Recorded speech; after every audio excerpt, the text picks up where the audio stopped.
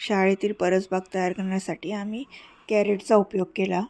यासाठी स्कूटीवरून जुने कॅरेट आणण्यात आले. मुलांनी आजूबाजूच्या शेतातून पेंढा आणला.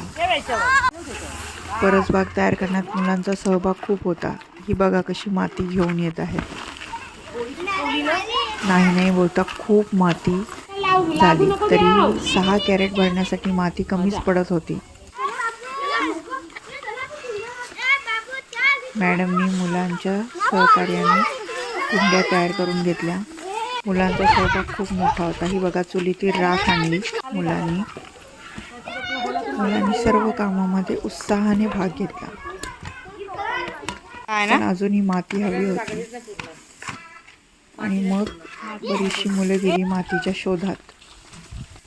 त्यांच्याबरोबर मीही होते, शूटिंग काढत आहे. मॅडम चला इथे तुम्हाला माती दाखवतो म्हणून कुठे कुठे घेऊन गेली गवतातून.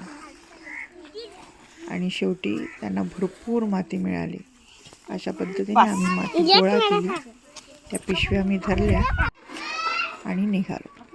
या पद्धतीने त्यामध्ये तुम्ही मुलांचा सहभाग पाहू शकता. आणि अशा पद्धतीने 2 आठवड्यानंतर झाली आमची परसबाग.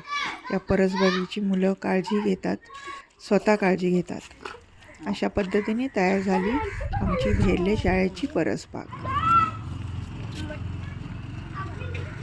त्यामध्ये आम्ही मेथी, मटकी